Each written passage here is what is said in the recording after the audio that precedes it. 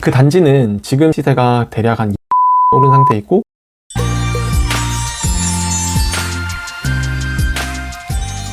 안녕하세요, 큰지불탈입니다. 오늘은 제 얘기를 조금 해보려고 합니다. 제가 영상 중에 가끔 얘기를 했었는데, 저는 수도권 아파트 두 채를 현재는 보유하고 있고, 보유했던 방법은 청약에 당첨돼서 이제 보유를 할 수 있게 되었습니다. 청약이 사실 한 번만 당첨되는 것도 쉬운 일이 아닌데, 두 번이나 당첨될 수 있었던 것은 제가 나름의 공부를 하고, 그리고 전략을 조금 세워서 청약을 접수했기 때문에 당첨이 될 수 있었고, 제가 넣었던 타입을 제외하고는 전부 다 경쟁률이 꽤 높아서 완판된 단지였습니다. 그래서 모델하우스에서 미분양된 물량을 주은 건 아니었고, 실제로 청약 통장을 가지고 청약을 접수했던 거라서 이 얘기를 한번 해보도록 하겠습니다. 저는 제 인생에서 처음으로 부동산을 제 명의로 가졌었던 것이 바로 주거용 오피스텔이었습니다. 집의 컨디션과는 말도 안 되도록 깨끗했었고, 그리고 역이랑도 되게 많이 가까웠었고, GTX라는 교통호재도 있었기 때문에 뭘 아무도 모르는 저희 같은 입장에서는 되게 혹할 수밖에 없는 물건이었죠. 근데 저희는 분명히 전세 물건을 요청드렸었는데, 전세 물건이 아니라 매매 물건을 저희에게 소개를 해줬었습니다. 나중 돼서 이제 알았지만 결국은 업자들의 작업 방식이었습니다. 그래서 저는 결국 이제 한 1,000만 원 정도의 손해를 보게 되었고, 1,000만 원 정도의 손해를 보고 나서 부동산에 관심을 가지기 시작했던 것 같습니다. 관심을 가졌던 이유는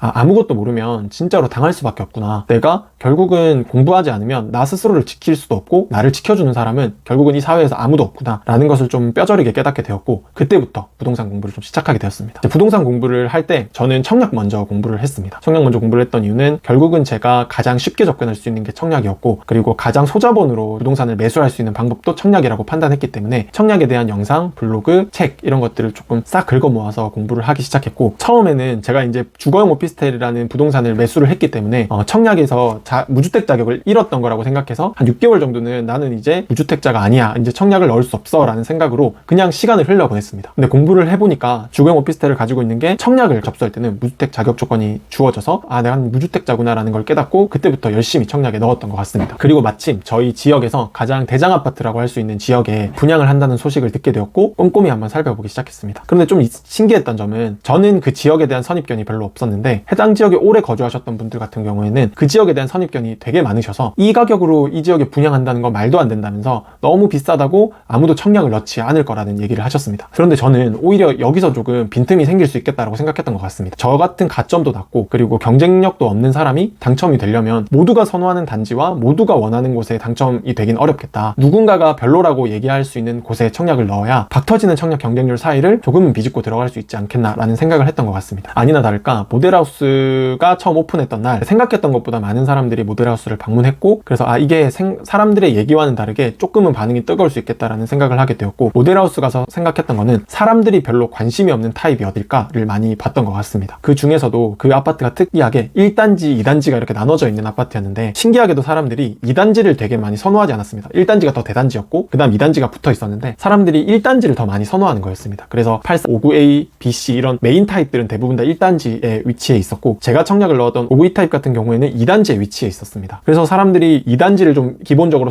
비선호하고, 그리고 그 중에서도 59E 타입을 조금 비선호한다는 걸 모델하우스가 좀 캐치를 하게 되었고, 그거를 캐치한 뒤에 청약에 넣을 때는 59E 타입으로 신혼부부 특별공급으로 넣게 되었는데, 당시 저희가 자녀가 없는 상태였기 때문에 자녀가 있는 사람들이 신혼부부 특별공급에서도 1순위를 가질 수 있었는데 저희는 2순위였습니다. 그런데 어차피 특별공급도 넣고 일반 공급도 넣을 거라고 생각했기 때문에 특별공급에서는 59E 타입에 넣자 라고 판단해서 접수를 하게 되었고, 아니나 다를까 신혼부부 특별공급 중에서는 제가 넣은 청약 단지만 한 자리 미달이 나서 저는 당첨이 될 수 있게 되었습니다. 그 단지는 지금 시세가 대략 한 2억 정도는 오른 상태에 있고, 그 시세가 상승기 최고점을 찍었을 때는 거의 2배까지 오르는 상태까지 갔지만, 이제 하락기를 거치고 조금 시세가 안정적으로 자리 잡고 있을 때는 한 현재 기준으로 2억 정도의 시세가 오른 상태입니다. 그럼 이제 다음 고민되는 게 어떤 거냐면, 자금을 어떻게 마련해야 될지가 고민이 될 거잖아요. 왜냐하면 저희가 주거용 오피스텔을 거주 중이었고 현금이 한 1,000만 원 정도밖에 없는 상태였습니다. 그런데 3,000만 원 중반 되는 정도의 계약금을 마련해야 되는데, 당시에 돈이 없었기 때문에 어떻게 해야 되지? 라고 이제 고민을 하게 되었고, 그때 이제 알아봤던 게 신용대출이었습니다. 지금은 신용대출 금리가 매우 높아져서 부담스러울 수 있지만, 그때 당시만 해도 신용대출 금리가 3%대였습니다. 그리고 또 신용대출을 받게 되면 제 스스로에게 큰일이 날 것만 같은 그런 이상한 생각을 저도 가지고 있었기 때문에 막상 신용대출을 받기가 되게 걱정되었는데, 막상 당첨이 되니 신용대출을 알아보게 되었고, 은행에 가서 얘기해보니까 그때 당시 제 연봉이 한 3,500 2,500만 원 정도가 되었었는데 3천만 원까지는 신용대출 충분히 받으실 수 있다는 걸 되게 쉽게 얘기해 주시는 겁니다. 저희는 그때도 대출이 조금은 무서웠기 때문에 한 2,500만 원 정도의 신용대출을 받아서 계약금을 치를 수 있게 되었습니다. 그 이후에는 사실 거의 입주 때까지 자금이 들어가질 않았습니다. 신용대출 금리도 매우 저렴했기 때문에 별로 부담스럽지 않았고 신용대출과 그 1,000만 원 정도의 돈을 합쳐서 계약금을 마련했고 결국은 이제 입주 때까지 충분히 끌고 올 수 있었습니다.